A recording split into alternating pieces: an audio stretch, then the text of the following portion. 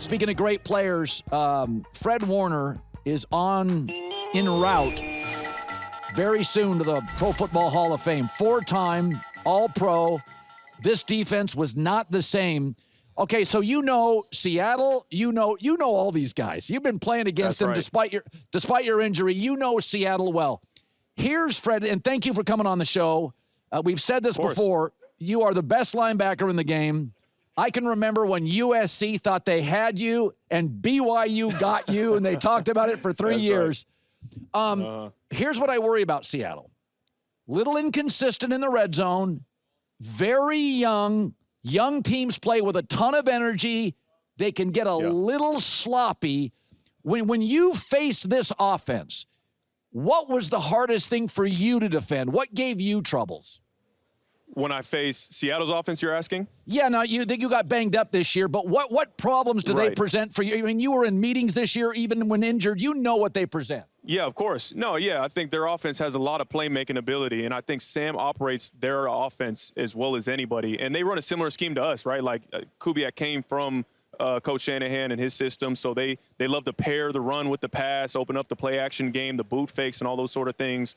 And so they're dedicated to the run game, and I think K9 gives them that ability right now. Kenneth Walker, with the way that he's playing, the ability to break tackles. I call him the Energizer Bunny because he's just constantly all over the place, man. He's running sideline to sideline, getting vertical, breaking tackles, making plays. And JSN is obviously playing the best ball at any receiver in this league. So I think they're gonna present a lot of problems for the Patriots defense. You know, it is interesting with Seattle. People think about the rivalry with the Rams, but when I look at Seattle and San Francisco, sometimes the Rams are physical, but they can be pretty. I mean, that offense can be really pretty. I look at Shanahan's offense, and I think physical, brute force. I look at Seattle, and that's how I look at Seattle. Seattle's not pretty. Seattle's physical and intimidating. And does it feel different when you've played Seattle and when you've played the Rams? Do the games feel different as a Niner?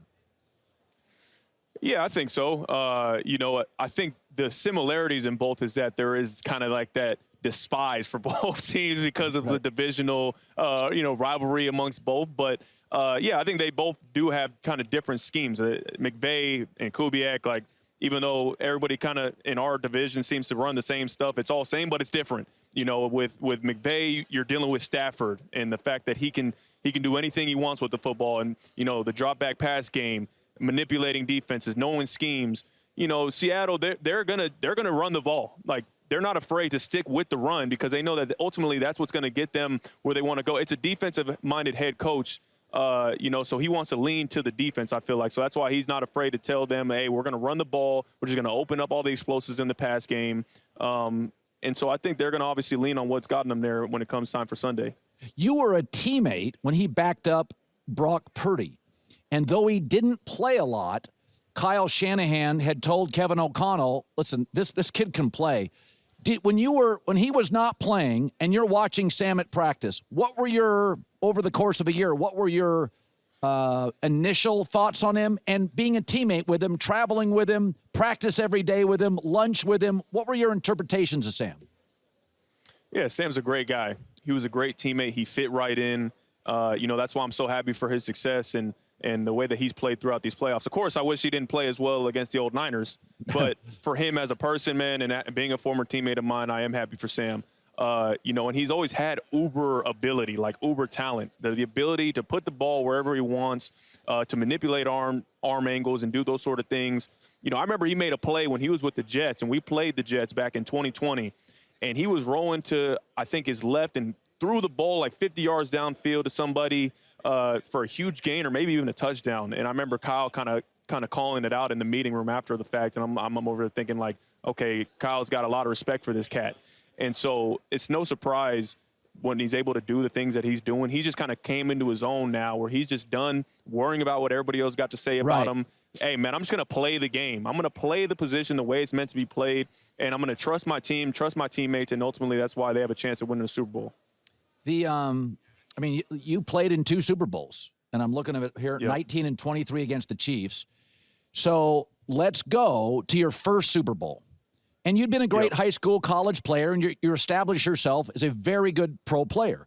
And then there's game speed regular season, there's divisional rival speed, there's playoff speed, and then there's the Super Bowl. Yeah. Take me to the first quarter of your first Super Bowl, and it's going a million miles an hour. Do you recall it? Was it a blur? Were you nervous? Take me to it, Fred. No, it honestly is a blur. And the one thing I do remember vividly is remembering during pregame how great I felt and how like ready for the moment I was. I don't know why, if that was just being a naive young second-year player who didn't truly understand the moment that he was in, but I truly was in the moment. I was like, man, I'm in the Super Bowl. This is a dream of everybody, is to play in a Super Bowl. Well, first of all, of course, to play in the NFL, but as NFL players, to play in a Super Bowl and have a chance at winning one. I think the game was actually fairly slow to me at that point. And of course, we didn't get it done at the end of the day. We all know that. But you know, it was an experience that I'll take with me forever. That first quarter, I think both sides are both kind of just get their footing and trying to just settle into their game plans, because you've dealt with for 2 weeks of preparation, a week of just doing interviews and all this other stuff that has nothing to do with the game, and then you finally get to go out there and play. So you always see the teams kind of just got to settle into the game, and then once that happens, you go off. Okay, so then you get to a second one. So let's go to your second experience, because New England has an offensive coordinator, Josh McDaniel. This is his 10th Super Bowl, and I do think it's an advantage. You've seen everything. There's no question. So go to your second Super Bowl, Fred. Compare it to your first. You explain. Give me the advantages to it where you were just maybe a little quicker, a little better prepared. Yeah. Yes. No, you're much more prepared, because the thing you don't realize the first time around is how draining the entire game is. Everything is longer. It's not just a regular season game where the timeouts are longer, the halftime is longer. There's just so many breaks. The national anthem before the game feels like it takes an hour. And by the time you're actually playing, it's like, oh my gosh, like we were burnt out. I was burnt out by that fourth quarter in that first game.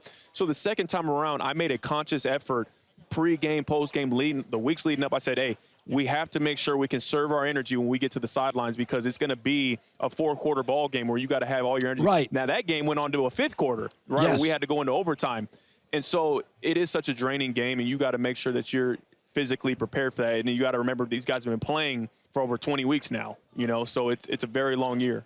So even though you got injured, I mean, when I think of you, I had Cam Hayward on a couple days ago, and when I think of Cam Hayward, I think team captain, you know, IQ, EQ. You know, I remember you weren't a guy that just left. You were part of this team even though you were injured.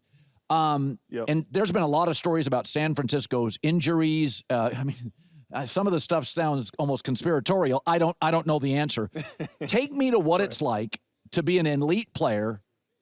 I think your first big injury and not be able to play. Did you feel like you were contributing?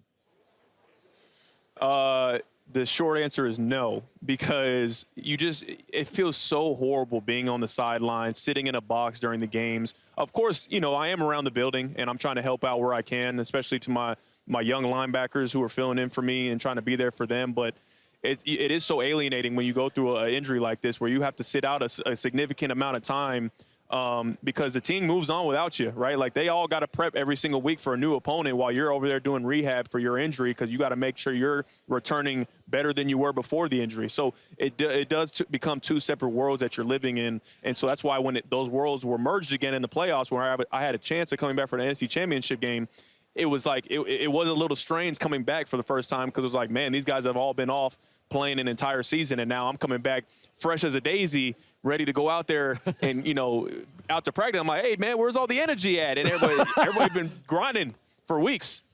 Yeah. So when you were in your Super Bowls against the Chiefs, they were the team everybody talked about. It's Mahomes. Oh, my, sensational. And even although you're the Niners, you were not getting as much attention as the Chiefs were. Well, similarly, the Patriots, nobody's talking about them.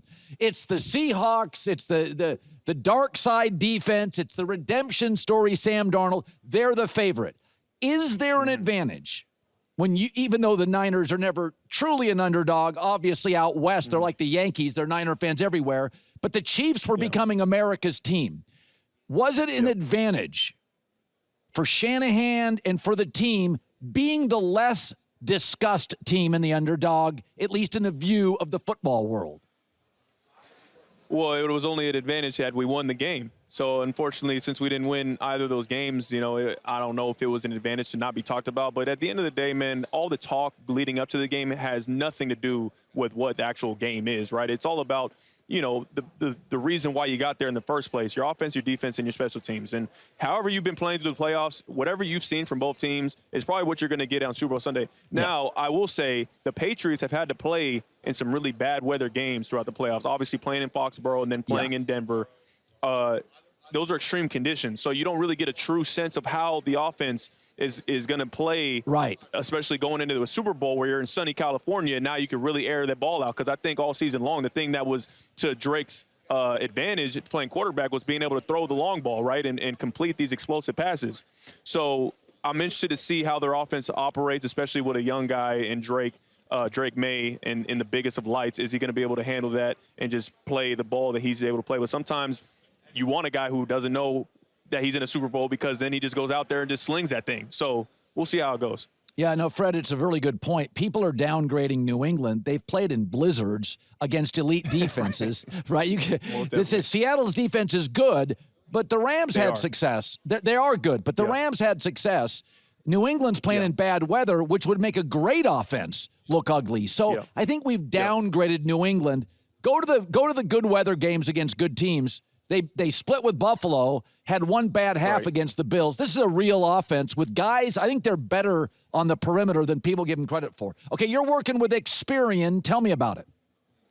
That's right, man. Experian, they're helping you save time and money at the end of the day. We all know about those unwanted subscriptions that we rack up over time. Yep. You subscribe to something, you don't use it, and it gets buried, and you're just constantly paying that small little $5.99, that $10.99. You download the Experian app, and they help you get rid of those unwanted subscriptions. So we call them your BFF, your big financial friend. For the record, I had my top 10 players in this game. I went JSN, Devin Witherspoon, Kenneth Walker, Sam Darnold, into Drake May, Stephon Diggs, Nick Amenwori, the rookie, Mike Onwenu. No middle linebackers. I didn't. I know it. Well, you know what, Fred? After you, nobody compares. So what's the point? I love that answer. I love it. Well, what's the point? Hey, congratulations on an amazing career. Credit to the game, and I appreciate you stopping by. Thanks, Colin. You're the man. You bet.